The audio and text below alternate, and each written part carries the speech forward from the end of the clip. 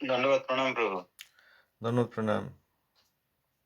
প্রভু, শেষে যেটা বিষয় নিয়ে আলোচনা করলেন, তো কর্মকাণ্ডের কাজটা তো তাহলে শেষ পর্যন্ত থেকে গেল। এখন ধরেন আমরা যারা দীক্ষিত হয়েছি, তো এখনো তো আমরা তো অনেক সময় বুঝতে পারি না যে আমাদের তো এখনো পূর্ণ শ্রদ্ধা হয়ে ওঠে নাই। তাহলে সেই ক্ষেত্রে তো ওই কর্মকাণ্ডের কাজটা রয়ে গেল। মানে ওটা তো করতেই হচ্ছে আরকি।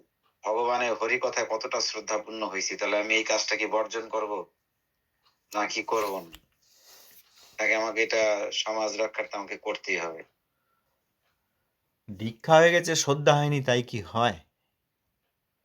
ওই অর্থে বলি নাই প্রভু। ওই যে দীক্ষার যে কথাটা বলছেন, সেটা তো ওই প্রভুপাদের উপদেশামৃত থেকে আমরা তো কিন্তু আমরা তো বলি যে এই মানুষের দীক্ষা হইছে, কিন্তু এখনো সেরকম বোঝা যায় না তার আচার-আচরণে সে খুব শ্রদ্ধাশীল।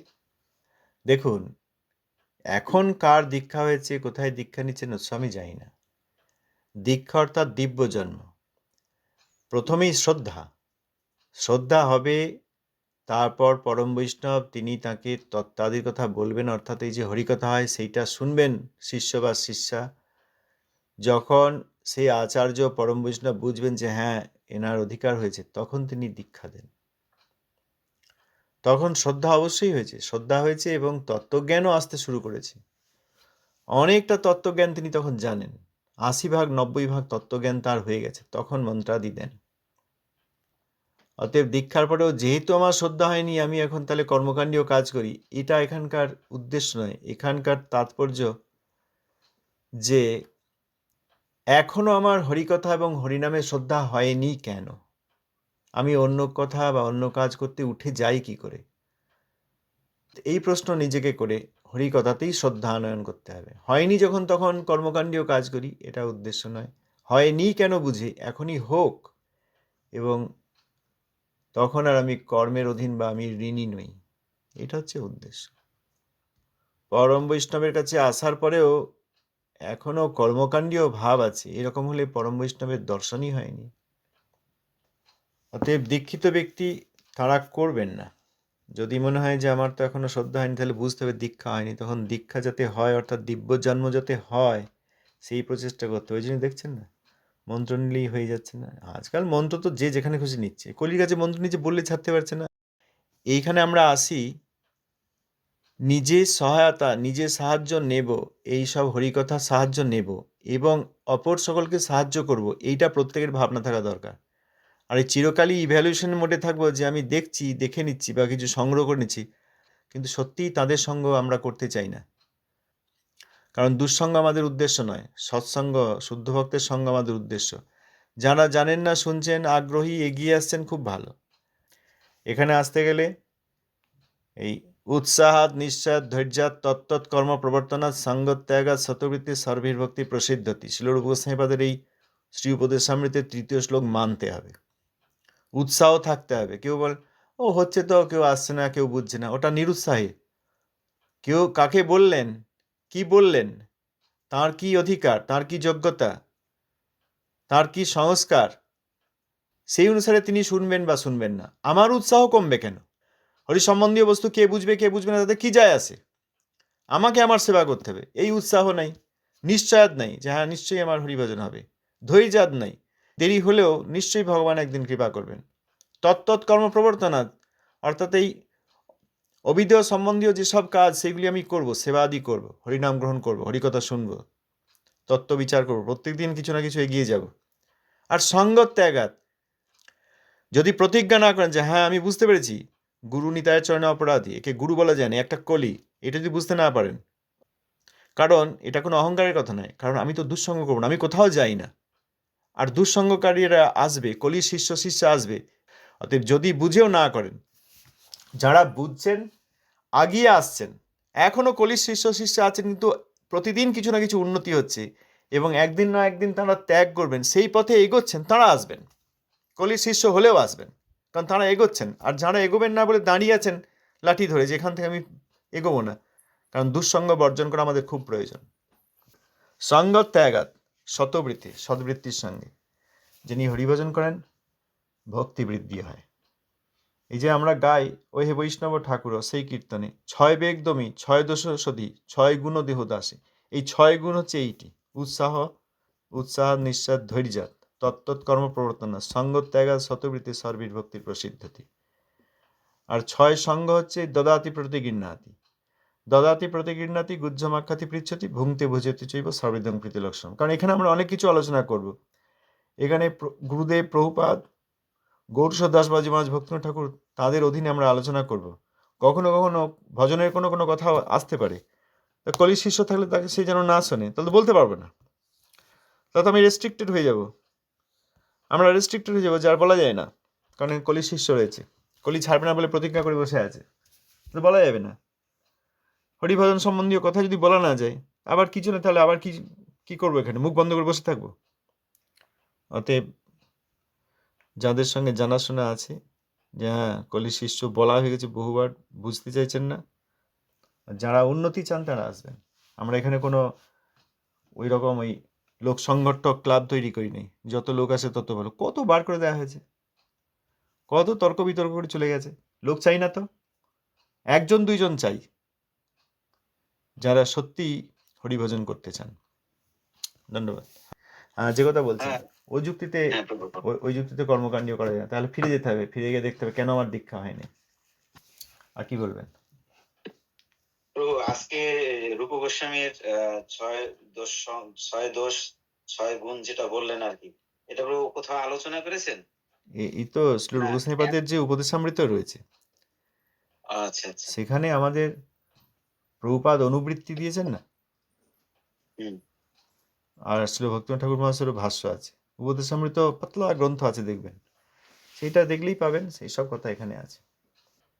প্রভু, তো একজন বৈষ্ণব গৃহে তার বাবা যদি গত হন, তো সেই ক্ষেত্রে মানে সেই পিতৃলোকের উদ্দেশ্যে তার করণীয়টা কি থাকে? কিছুই মানে করণীয় নেই। সোজা কথা হচ্ছে কিছুই করণীয়। তোকে তাই শুনলাম, কিছুই করণীয় নেই। তাবৎ কর্মাণি কুর্বিত ন নির্বিদ্যিত যাওত, যতক্ষণ নির্বেদ না আসে, মত কথা শ্রবণাদৌ বা শ্রদ্ধা যাবন্য যায়, যতক্ষণ আমার কথা শ্রবণের শ্রদ্ধা হয় নাই, ততক্ষণে তিনি কর্ম করবেন। তাই তো পিতৃঋণ ইত্যাদি এগুলো তো ঋণ। এই ঋণগুলো কাদের? যাদের তাঁরা করবেন। আর যিনি বৈষ্ণব তার কোনো ঋণই নেই, কারণ বৈষ্ণব মানেই তিনি শরণাগত হয়েছেন। আমরা বৈষ্ণব মানে যারা নাচছে কাপড় তুলে, তারা বৈষ্ণব। আজকাল তাই হয়েছে, চোখ মুখ এঁকে নিয়েছে, দিয়ে কাপড় তুলে নাচছে, তারা বৈষ্ণব বা বৈষ্ণবী, এটা মনে করে আজকালকার লোক। সেটা তো ঠিক নয়। বৈষ্ণব মানে যার শ্রদ্ধা হয়েছে, তো তিনি আর কিছুই করবেন না। তবে যেহেতু বাবা মা তাঁরা অনেক কিছু দিয়েছেন যাতে তাঁদেরও মঙ্গল হয়, সেই জন্য ভগবানের প্রসন্নতা তাঁদেরকেও দেবেন, অর্থাৎ ভগবানের প্রসাদ তাঁদেরকেও দেবেন, প্রতিদিন দেবেন। কর্মকাণ্ডীয় লোকেরা তো একদিন করে বৎসরে করে, এসব বাৎসরিক করে, এসব করে। আর বৈষ্ণব প্রতিদিন প্রসাদ দেন 3 বেলা করে। সকালে ওই বাল্যভোগ দেওয়ার পর, তারপরে মধ্যাহ্নে ভোগের পর, আবার বিকালেও ভোগ হয়, আবার রাত্রে। যতবার ভোগ হয় ভগবানকে দেওয়ার পর গুরুবর্গকে ক্রমান্বয়ে দেন, তারপর পিতৃলোককে দেন, তারপর প্রসাদ পান। কারণ তারা তো অনেক উপকার করেছেন, এই শরীরটা দিচ্ছেন, যে শরীরে আজ ভজন করছেন। এই জন্য খুব কৃতজ্ঞ। বৈষ্ণবের মতো কৃতজ্ঞ ব্যক্তি আর জগতে নেই, প্রচন্ড কৃতজ্ঞ।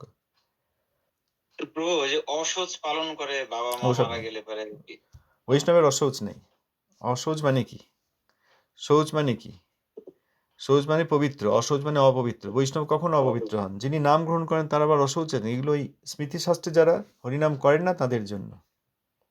সমাজে থাকতে গেলে, এখানে ঠাকুর মহাশয় আগে বলেছেন, সমাজে থাকতে গেলে যাদের উপায় নেই, লোকেরা ভুল বুঝবে, তাদের সামনে ওই লোক দেখানো করে সৎক্রিয়া সার্টিফিকায় দিতে পারেন, কিন্তু বৈষ্ণবদের জন্য এটি প্রয়োজনে নেই। আর যদি বাবা মা বৈষ্ণব হন তাহলে তো কথাই নেই, তাহলে তো প্রতিদিন প্রসাদ দেবেন। প্রকট থাকলেও প্রসাদ দেবেন, অপ্রকট হলেও প্রসাদ দেবেন। আর যারা বৈষ্ণব নন, যে মা বাবা বৈষ্ণব নন, কোনো দুর্ভাগ্যের কারণে এখনো বৈষ্ণবতা গ্রহণ করেননি, জীবিত থাকতে তাদেরকে হরিভক্তিতে আনার প্রচেষ্টা করতে হবে। এইসব লোকেরা কর্মকাণ্ড করে শ্রাদ্ধেতে এসব করে, আর যতদিন জীবিত আছে ততদিন মাছ মাংস খাওয়ায়, মদ কিনে এনে দেয়। তা বললে কি করে হবে? তখন থেকে তো বলতে, বাবা মা তোমরা আবার কার বাবা মা হবে? বলে কেউ তুমি তো আমার বাবা মা হয়েছো, আবার কার পরের জন্মে বাবা মা হবে? অনেকে বলে যে আমাকে এরকম স্বামী সেবা করতে দেয় না, আমার বাবা মা সেবা করতে দেয় না, আমি ভয়ে থাকি, ওসব বললে হয় নাকি? বোঝাতে হবে না তাদেরকে? তাদের কাছে আমাদের অনেক পেয়েছি আমরা, তারা কর্মফল অনুসারে দেহ পেয়েছে ঠিকই, তাদের মাধ্যমে পেয়েছি। তাদেরকে বলতে হবে যে তুমি এই জন্মের পরে আবার কার বাবা হবে বলো? তুমি কি এই জন্মের পর আবার একজনের বাবা হতে যাবে, না এই জন্মেই বৈকুণ্ঠে যাবে? এই প্রশ্ন পরিবারের প্রত্যেককে আমাদের করা দরকার, সন্তান সন্ততিদের করা দরকার। স্বামী স্ত্রীকে জিজ্ঞেস করেন, তুমি যে এত ভালোবাসো, পরের জন্মে আবার একজনকে বিবাহ করবে, অন্য একজন স্বামী হবে তোমার? স্ত্রী জিজ্ঞেস করবেন যদি ভক্ত হন, যে তুমি এখন আমার স্বামী হয়েছো, এত ভালোবাসছো, প্রাণপাত পরিশ্রম করছো, কাজকর্ম করছো, ব্যবসা করছো, জমিতে কাজকর্ম করছো, তাতে পরিবার চালাচ্ছ, এত কিছু আমাকে দিয়েছো, এত স্নেহ করো, তুমি কি পরের জন্মে আবার একজনের স্বামী হবে? বাবা মাকেও জিজ্ঞেস করা যায়, এখন তুমি বাবা মা হয়েছো, এত ছোট থেকে আদর করে কোলে নিয়ে মানুষ করলে, আমাকে পড়াশোনা করালে, ঘর দিয়েছো, সব দিয়েছো জীবনে, আবার পরের জন্মে তুমি আবার অন্য কিছু হবে, মানুষ হবে না কি হবে তার কোনো ঠিক নেই, এখনই হরিভজন করে বৈকুণ্ঠে চলো। এ কথা প্রত্যেকে বলা উচিত পরিবারে। সেই সব বলে না, কিছু না, তারপর এই মৃত্যু হয়ে গেলে তখন একটা শ্রাদ্ধ করে দেয়, লোককে এনে খাওয়ায় দেওয়া, এইসব করে। যাদের ওই স্মার্ত স্মৃতিশাস্ত্রী যাদের অধিকার, তারা তাই করবেন। বৈষ্ণব তো জানেন, তার আত্মজ্ঞান আছে, তিনি বাবা মার প্রকৃত মঙ্গল করবেন, কেন করবেন না আমাকে বলুন? এটাই তো উচিত। না করলেই তো অন্যায়, ঠকিয়ে দেওয়া হচ্ছে, বঞ্চনা করা হচ্ছে, চিটিং করা হচ্ছে। বৈষ্ণব ছাড়া জগতে সবাই চিটিং করছি, বাবা মা খাওয়ালো, পড়ালো, সব কিছু করলো, বড় করলো, তারপরে যা হলো মরে গেল, তারপরে শ্রাদ্ধ করে দিল, আর যতদিন জীবিত থাকলে হরিভজনের কথা বললো না। প্রত্যেকে হরিভজনের কথা প্রত্যেক দিন বলা উচিত। কবে তুমি আমার কথা শুনবে? হ্যাঁ প্রভুজি, বৈষ্ণব কখনো অপবিত্র হন না, তিনি হরিনাম গ্রহণ করেন। তারপরে প্রভুপাদ বলেছেন, প্রভুপাদের পত্রে আছে, যে কোনো দিন যিনি দেহত্যাগ করলেন তাঁর আত্মাকে প্রসাদ দেওয়া যায়, বা একাদশ দিবসেও প্রসাদ দেওয়া যায়। একাদশ দিবসে দেওয়া যায়, আবার অন্য দিনও দেওয়া যায়, এই কথা প্রভুপাদের পত্রে আছে। মোট কথা জগতের লোক যা করে সেইগুলি ওই তাদের স্মৃতিশাস্ত্র অনুসারে করেন। বৈষ্ণব হরিনাম গ্রহণ করেন, তাঁর কোনো অপবিত্রতা কখনো নেই। শুদ্ধ ভক্ত যদি হন, মধ্যম বা উত্তম বৈষ্ণব ভক্ত হলে তাঁর কাছ থেকে আশীর্বাদ চাওয়া হবে, তাঁর চরণধুলি নেওয়া হবে, দেহত্যাগ করলেও তাঁর চরণধুলি নেওয়া হবে, কারণ তিনি ভক্ত ছিলেন। যে শুদ্ধ ভক্ত হন, চরণ জল রেখে দেওয়া হবে। শুদ্ধ ভক্ত যদি হন, মধ্যম বা উত্তম বৈষ্ণব, চরণ জল রেখে দেওয়া হবে। আচ্ছা, আর কি বলবেন? আমার নিকট আত্মীয় যারা আছেন আর ভগ্নিপতি, আমরা কেন বাবার সমাধি করলাম না, যে এই পঞ্চভূতের এই দেহর কোনো মূল্য আছে কিনা? দাঁড়ান, সমাধি দেওয়া হয়, বৈষ্ণবের সমাধি হচ্ছে, ও তো বললাম শুদ্ধ বৈষ্ণবের সমাধি হয়। সমাধি মানে কি? স্মরণ, ধারণা, ধ্যান, অনুস্মৃতি, সমাধি। প্রথমে শ্রবণ দিয়ে শুরু হয়, শ্রবণ কীর্তন, কীর্তনের প্রভাবেই স্মরণ হইবে, সেকালে ভজন নির্জন সম্ভব, স্মরণ হবে। স্মরণ হচ্ছে কোনো একটা বিশেষ অংশ, ধাম ইত্যাদি স্মরণ। তারপর ধারণা হবে, অর্থাৎ সামগ্রিকভাবে একটা ধারণার চেষ্টা করা হবে। তারপর ধ্যান হবে, ভগবানের পার্শ্বদের এবং ধামের ধ্যান। সেই ধ্যান অর্থাৎ সে আর তার কন্টিনিউটি আছে, অর্থাৎ সবসময় ধ্যান হচ্ছে। যখন সময় পাচ্ছেন ভগবানের হরিনাম করছেন আর এই ভগবত ধামের ধ্যান করছেন। ধ্যানের পর হবে অনুস্মৃতি, অর্থাৎ এখন ওই বৈকুণ্ঠের দিক থেকে অনেক কিছু তিনি দেখতে পাচ্ছেন। অনুস্মৃতি, যা জানেন না তাও হয়ে যাচ্ছে। আমাদের এই যে কবি জয়দেব, তিনি লিখছিলেন গীতগোবিন্দম, সেখানে এক জায়গায় এরকম বলছেন যে কৃষ্ণচন্দ্র রাধারানীর চরণ চাইছেন, দেহি পদপল্লব মুদারম। এইটা এসে গেছে তার অনুস্মৃতিতে। আমরা ভাবছি এমনি আমরা বোধহয় কবিতা লিখে দিই, কিন্তু তিনি বৈষ্ণব কবি, মহাভাগবত, পরম বৈষ্ণব। তিনি ওই ধ্যান করতে করতে তাঁর যখন অনুস্মৃতি অবস্থা, তখন লীলা কি হয় সেটা তিনি হৃদয়ে দেখছেন, কিন্তু কোনো কারণে লিখতে পারছিলেন না। তখন স্নান করতে গেলেন, কৃষ্ণ নিজে এসে শ্রী জয়দেবের রূপ ধারণ করে এসে লিখলেন, লিখে পদ্মাবতীকে বললেন দাও, প্রসাদ দাও, পেলেন। তারপর ঘরে বিশ্রাম করতে গেলেন। তখন কবি জয়দেব ফিরে আসছেন স্নান করে, দেখছেন পদ্মাবতী প্রসাদ পাচ্ছেন। তো ভগবান স্বয়ং এসে লিখে দিলেন, যেটা অনুস্মৃতি রূপে কবি জয়দেবের হৃদয়ে এসে গিয়েছিল। অর্থাৎ ধ্যান করতে করতে সাধকের সেই সিদ্ধ অবস্থা লাভ হলে তখন তিনি জানেন না, পড়েননি, শোনেননি কোনোদিন, কিন্তু এই লীলা আদি দেখতে দেখতে যা হচ্ছে সেগুলি তাঁর হৃদয়ে আসে। এটাকে অনুস্মৃতি বলে। এই অনুস্মৃতি হতে হতে তারও পরবর্তী অবস্থা সমাধি, একে বলে সমাধি। অর্থাৎ হরিনাম করতে করতে তাঁর আর ওই বাহ্য জ্ঞান নেই, আর তিনি ফিরেই এলেন না। আমার গুরুমা যখন অপরা করলেন ভোরবেলায় 3টের একটু আগে, তারপর আমরা যখন গেলাম তখন প্রায় সূর্যাস্ত হবে, এখনো সূর্যাস্ত হয়নি।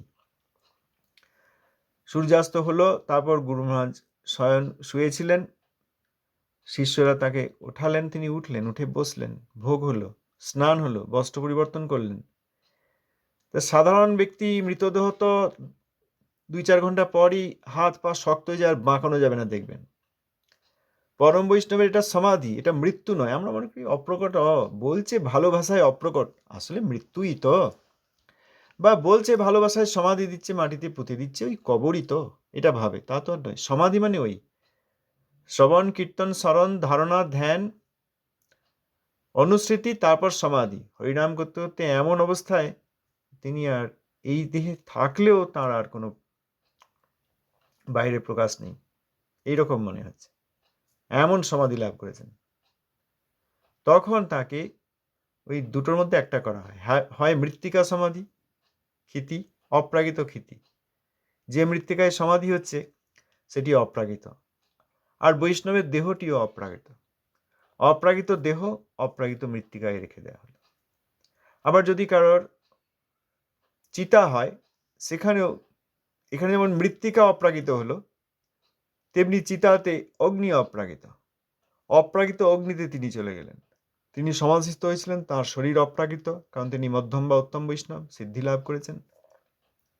তাঁর অপ্রাকৃত দেহ তিনি ত্যাগ করেছেন হরিনাম করতে করতে, হরিস্মৃতি করতে করতে।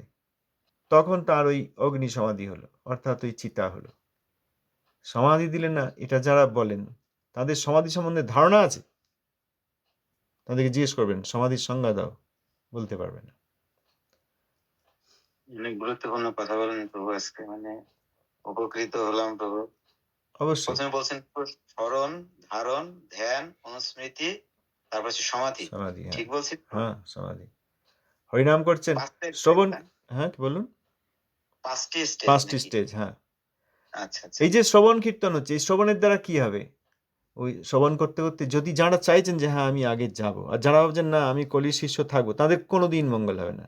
কারণ কলি নরকে যায়, যে বললেন না, নিত্যানন্দ প্রভুর মাহাত্ম্যে বললেন যে গঙ্গাও তাহারে দেখি করে পলায়ন, কারণ সেই কলিগুরুর স্থান হয় জমঘরে, আর কলিগুরুর যদি স্থান জমঘরে হয়, শিষ্য শিষ্যাদের কোথায় স্থান হবে? ছাড়বো না, করবো না যারা মনে করেছেন, তাদের কোনোদিন মঙ্গল নেই। যারা আগেই যেতে চাইছেন, যেখানেই থাকুন, যত নিচেই আমরা থাকি, যদি আমরা এগিয়ে যেতে চাই, আমরা অবশ্যই একদিন না একদিন এগিয়ে যাবো। যেটা দরকার, সেটা হচ্ছে শিক্ষার প্রয়োজন। এই শ্রবণের দ্বারা তত্ত্ব আমরা জানতে পারবো। এই যে বলা হয় কে কি বলবেন বলুন, কি চ্যালেঞ্জ করা হয় নাকি? না, যদি শ্রবণের পথে কারোর কিছু ধারণা থেকে, ভুল ধারণা থেকে, প্রত্যেক দিন কিছু না কিছু ভুল ধারণা চলে যাবে, এবং শুদ্ধ ধারণা এই শাস্ত্র অনুসারে যা আছে সেই ধারণা আসবে। এই শ্রবণ করতে করতে একদিন অপ্রাকৃত ধারণা আসবে, তখন শুদ্ধ কীর্তন হবে। তাহলে শ্রবণ হলো কীর্তন। এই কীর্তন যখন শুদ্ধভাবে হবে, তখন প্রভুপাদ বলেছেন কীর্তন প্রভাবে স্মরণ হইবে। এই চুপ করে বসে যাই গিয়ে কিছু ভাবি, কিছুতেই সম্ভব নয়, প্রাকৃত ধারণা আসবে। এই যে অনেকে নাচছে রাধা গোবিন্দের সামনে, যে আমি গোপীনাথকে আনন্দ দিচ্ছি, তাই কি আর হয়? প্রাকৃত শরীর রক্তমাংসের থলি, এই শরীরটা, এতে এখনো কিছু মলমূত্র রয়েছে। এইটা নাচিয়ে দিয়ে কি আর গোপীনাথকে আনন্দ দেওয়া যায়? এই জড় আর অপ্রাকৃত ধারণা আমাদের নেই। তাই শ্রবণ কীর্তন স্মরণ, এই স্মরণ চেষ্টা করছেন সাধক, যে যা শুনেছি এইরকম শুনেছি। ভগবান কৃষ্ণের শরীরে আমাদের মতো হাড় মাংস নাই, অপ্রাকৃত শুনেছি, তা তিনি অপ্রাকৃত। আর রাধা গোবিন্দের সেবা করছে বলবে, রাধা গোবিন্দের সামনে নাচছে বলবে, রাধা গোবিন্দের ভক্ত হয়েছে বলবে। আবার এই কোনো কন্যারা তারা বয়ফ্রেন্ড করবে, কোনো পুরুষেরা তারা গার্লফ্রেন্ড করবে, বা স্বামী স্ত্রী আছে তারা একে অপরের ভোগ সুখ আদি করবে, আর দিনের বেলায় উঠে সেজে গুজে এসে বলবে আমরা রাধা গোবিন্দের ভক্ত হয়েছি। তা তো আর হয় না। রাধা গোবিন্দের যারা ভক্ত, তারা তো আর বয়ফ্রেন্ড গার্লফ্রেন্ড স্বামী স্ত্রী করতে পারবেন না। আবার কিছু তাহলে রাধা গোবিন্দ, আবার রাধারানী আমার বলে রাধা মেরি স্বামিনী, তো সহজ নাকি? রাধা মেরি স্বামিনী। আবার ওই পাশের বাড়ির মেয়েটা আসলে তার দিকে চোখ চলে যাচ্ছে, খুব ভালো লাগছে, খুব সুন্দর সেজেছে, তরুণী, অপরূপা রূপ, তাহলে তার রাধারানী স্বামিনী হয়েছে নাকি? যার মধ্যে এখনো পুরুষ বুদ্ধি আছে, এমনকি মানব বুদ্ধি আছে, শুধু পুরুষ বুদ্ধি নয়, স্ত্রী বুদ্ধি থাকলেও রাধারানী সেবিকা হতে পারবেন না। প্রাকৃত স্ত্রী বুদ্ধি কেন? এখন প্রাকৃত স্ত্রী বুদ্ধি, তাহলে সখী সেজেছে সব, সখী সেজে সখী বেকি হয়ে নাচছে, তারা বুঝতে পারছে না বললে রাগ করছে, নাচছে, কিন্তু তারাই আবার আর একটা পুরুষ দেখলে, তরুণ যুবক দেখলে খুব ভালো লেগে যাচ্ছে। আরে এখনই যে আবার রাধারানী স্বামিনী হয়েছিলেন, আবার এখনই একটা প্রাকৃত বদ্ধ জীব বা তথাকথিত বৈষ্ণব সাজা লোক, তার প্রতি আপনার প্রেম হয়ে যাচ্ছে কি করে? যাদের স্বামিনী রাধারানী, তারা তো রাধারানীর সেবা ছাড়া কিছু করেন না, তারা জানেন কৃষ্ণই আমাদের কান্ত। আপনি আবার এখানে কোন কান্তকে কান্ত করেছেন? এই জন্য রাধারানীর নাম নিতেন না ভক্তিনাথ ঠাকুর লোকের সামনে। আর এখন সব ওই আজকাল হয়েছে, ওদিকে কেউ রাধা নাম করছে, আর এদিকে কেউ আমরা রাধা গোপীনাথের সামনে নাচছি বলে খুব আনন্দ করছি, আবার সখী বেকি গোপী ড্রেস পরেছি বলে অনেকে সখী বেকি হচ্ছেন, আবার ওই বয়ফ্রেন্ড হয়ে যাচ্ছে, ব্রহ্মচারীর সঙ্গে ভাব হচ্ছে, একসঙ্গে থেকে কৃষ্ণ কনসাস হচ্ছে। রাধারানীর দাসত্ব পেতে গেলে সমস্ত অনর্থ থেকে মুক্তি পেতে হয়, শরীর ধারণা থেকে, মন ধারণা থেকে, ব্রহ্মাণ্ডের ধারণা থেকে মুক্তি পেতে হয়। একমাত্র তার ধারণা থাকবে যে আমি ব্রজের অধিবাসী, হৃদয়ে হৃদয়ে, বাইরে নয়। বাইরে সায়া ব্লাউজ পরলেই সখী হতে পারবেন না। ওই গোপী ড্রেসগুলো একটাকে পড়েছে, কেউ গোপীদের ড্রেস দেখেছেন নাকি যে এখানে গোপী ড্রেস বানিয়ে দিয়েছেন? কোনো টেলর দেখেছেন যে গোপীগণ কি ড্রেস পরেন? কোনো ব্যক্তি জগতের লোক ব্রজদেবীদের দেখেছে যে ব্রজদেবীরা কি ড্রেস পরেন দিয়ে একটা ড্রেসের নাম দিয়েছে গোপী ড্রেস? ওইটা পরে নাচলেই কি আর গোপীনাথ আঁচল ধরে টানবে নাকি? রাধারানীর দাসী হতে গেলে আগে বৃন্দাবনে পৌঁছাতে হবে, বৃন্দাবনে পৌঁছাতে গেলে আগে এখানকার সমস্ত ধারণা যেতে হবে। যিনি রাধারানীর দাসী হবেন, তাঁর আর বয়ফ্রেন্ড ভালো লাগবে না, তাঁর আর নিজেকে প্রাকৃত কন্যা মনে হবে না। আমি তো কৃষ্ণের ভোগ্যা, আমি কৃষ্ণের দাসী, আমি রাধারানীর আনুগত্যে, রাধারানীর দাসী, রাধারানীর আনুগত্যে তাঁর আদেশে যখন বলেন তখন কৃষ্ণ সেবা করি। তিনি না বললেও কৃষ্ণের কাছে যাই না। যখন রাধারানী বলেন তখন গিয়ে কৃষ্ণের যা সেবা বলেন সেটা করে আসি। চরণে তুলসী দিতে হলে তাও দিয়ে আসি, একটা মালা দিয়ে আসতে বলে তাও দিয়ে আসি, নিজে গিয়ে মালা গেঁথে দিয়ে আসি না, ওই রাধারানী যখন বলেন তখন দিয়ে আসি। তা না হলে কৃষ্ণকে দেখলেও কৃষ্ণকে আমরা চিনি না, এই ভাবনা গৌড়ীয়দের। কৃষ্ণকে দেখলেও আমরা কৃষ্ণকে চিনি না। ওই রাধারানী যখন বলবেন তখন মাত্র ওই যতটুকু বলবেন ততটুকুই সেবা করে আসবো, এই কথাটা বলে আসতে হবে, তাই বলে আসবো, তার বাড়তি আর কিছু বলবেন না। আর যদি অন্য যুথের কোনো ব্রজদেবীর সঙ্গে, অন্য যুথের কোনো যুথেশ্বরীর সঙ্গে কৃষ্ণ থাকেন, সে কৃষ্ণ কৃষ্ণই নয়, এইটা গৌড়ীয়দের ধারণা। রাধারানীর দাসী কি এখানকার দু পাঁচ পয়সার জিনিস নাকি? আগে অনর্থ নিবৃত্তি হোক, আগে পুরুষ ভাগ যাক, আবার যারা স্ত্রী তাদের স্ত্রী ভাবও যেতে হবে। যাদের স্ত্রী ভাব চলে গেছে, নিজেকে রূপবতী মনে করেন না, নিজেকে সাজান না, এবং অপরের সাজ দেখেন না, এবং অন্য পুরুষের যৌবন দেখেন না, দেখলেও চিনতে পারেন না, দেখলেই বুঝতে পারেন এগুলো সব মৃতদেহ। আমার একটা মৃতদেহ, তাকে আমি সাজাই না, আর একটা মৃতদেহ সেজে আসছে, তার প্রতি আমার আকর্ষণের কোনো কারণ নেই। এই রকম যারা হতে পারবেন, এবং তারপর শুদ্ধ গৌড়ীয় বৈষ্ণব যারা ওই রকমভাবে রাধারানীর দাসী, গৌড়ীয় বৈষ্ণব মানে কি, ওই যারা ওইভাবে রাধারানীর দাসী, তাদের আনুগত্য করেছেন, তারা হরিভজন করতে পারবে। তাহলে স্মরণ হলো, ধারণা হবে, এইরকম ধারণা আসতে থাকবে যে আমিও প্রাকৃত শরীরটা নই, আর বৈকুণ্ঠে কোনো প্রাকৃত বস্তু নেই, সেখানকার একটা ধূলিকণাও প্রাকৃত নয়, অপ্রাকৃত, সেখানকার বৃক্ষলতা অপ্রাকৃত। তারপরে এই ধারণা করতে করতে একসময় ধ্যান হবে, কন্টিনিউয়াস। যেমন বলেছেন যে একটা পাত্রে যদি সর্ষের তেল থাকে বা তিল তেল থাকে, সেইটি যখন পড়ে তখন লম্বা হয়ে পড়ে, দেখবেন অবিচ্ছিন্ন ভাব, তেমনি ধ্যানেও সেই রকম অবিচ্ছিন্ন ভাব আসবে। সেই ভাব আস্তে আস্তে হরিনাম করতে করতে কোথাও কোনো খিদেও পাচ্ছে না, কারোর কথা শুনতেও পাচ্ছেন না, মনও কোনো কথা বলছে না, মন কোনো ডিস্টার্ব করছে না, মন উঠতে চাইছে না। এইভাবে যখন ধ্যান হতে থাকবে তখন সেখানকার লীলা হৃদয়ে প্রবাহিত হবে। যেমন গঙ্গার জল, কেউ মোটর চালিয়ে বা এই দমকল চালিয়ে বা স্যালো চালিয়ে, ডিপ টিউবওয়েল চালিয়ে গঙ্গার জল উৎপন্ন করে, গঙ্গা দেবী আসছেন এইরকম। সেই রকমভাবে যখন প্রবাহিত হবে জগতের লীলা, তখন হবে অনুস্মৃতি। সেই রকম অনুস্মৃতি বারবার দিনের পর দিন হতে হতে একদিন সমাধিস্থ লাভ করবেন। এইরকমভাবে যিনি সমাধিস্থ হয়েছেন, তাঁর শরীর অপ্রাকৃত, তাকে আর এই প্রাকৃত বোধে মাটিতে পোতা যায় না, তাকে প্রাকৃত বোধে জলেও ভাসিয়ে দেওয়া যায় না, তাকে প্রাকৃত বোধে অগ্নিতেও দগ্ধ করা যায় না, তাকে অপ্রাকৃত বোধে অপ্রাকৃত ভূমিতে সমাধি দেওয়া যায়। বা তাকে অপ্রাকৃত বুঝে তার শরীরও অপ্রাকৃত হয়ে গেছে, এই বোধে অপ্রাকৃত অগ্নিতে চিতা সমাধি করা যায়। বা গঙ্গা যমুনা আদি সেই জলে এ আর প্রাকৃত শরীর নয় যে 3 দিন পর পচে যাবে, কিন্তু এটি অপ্রাকৃত শরীর। আর গঙ্গা দেবীও অপ্রাকৃত, যমুনা দেবীও অপ্রাকৃত জল, সেইখানে সেই অপ্রাকৃত শরীরকে রেখে দেওয়া হয়, এ সলিল সমাধি বলে। অর্থাৎ ভূমি সমাধি, চিতা সমাধি, সলিল সমাধি ইত্যাদি ওই সমাধিস্থ ভক্তর হতে পারে। এই কথা বললে আপনার যাদের কথা বলছেন তারা কেউ আর বুঝতেও পারবে না, আর আপনাকে প্রশ্নও করবে না। আর যাদের সৌভাগ্য আছে তারা আবার ধীরে ধীরে জিজ্ঞাসা করবে। আর কি বলবেন? হ্যাঁ প্রভু, আজকে আর তো এই বিষয়গুলি আপনি এত সুন্দর করে বলেন, এখন নিজে মানে শোনার পরে বুঝি যে কত কিছু জানা হয়নি, কত বিষয়ে পরিষ্কার ধারণা নেই। ভগবানের ভজনটা কিভাবে আরো করতে পারি প্রভু। গুরু মহারাজের কৃপা, সবই গুরু মহারাজের কৃপা, আমরা কেউ এখানে কিছু বলিনি। যদি মনে হয় যে হ্যাঁ কথাগুলির মধ্যে, এই বিষয়গুলির মধ্যে অপ্রাকৃতত্ব আছে, এগুলি অপ্রাকৃত জগতের কথা। আমরা এই জগৎ থেকে, নুন তেলের দোকান থেকে, বা এই স্কুলের ক্লাসরুম থেকে, বা এই সাজা ভণ্ড লোকেদের কাছ থেকে, বা বৈষ্ণব বিদ্বেষীদের কাছ থেকে, ওই সংস্থাটার নাম বলেন তো প্রভুপাদ বিরোধী। প্রভুপাদের নাম ঠিক করে বলবে না বলে প্রতিজ্ঞা করে নিচ্ছে, শিখিয়ে দিলেও তারা বলবে না। ওই সবের জায়গা থেকে অপ্রাকৃত বস্তু পাওয়া যায় না। অপ্রাকৃত বস্তু পেতে গেলে খুব ভালো করে সন্ধান করে তারপর পেতে হয়, এবং তার লালন পালন করতে হয়। লালন পালন না করলে যে কোনো সময় আবার উপরে নষ্ট হয়ে যাবে। তার যদি কিছু অপ্রাকৃত থাকে, সব প্রভুপাদ গুরুদেব তাঁদের কৃপা, আমাদের কোনো ব্যক্তিগত বিষয় এখানে নেই।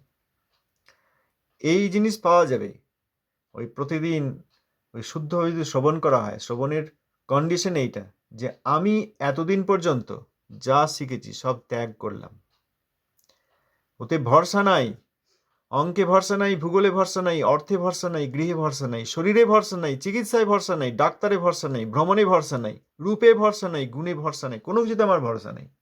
একমাত্র যা বলা হচ্ছে এইখানে ভরসা আছে।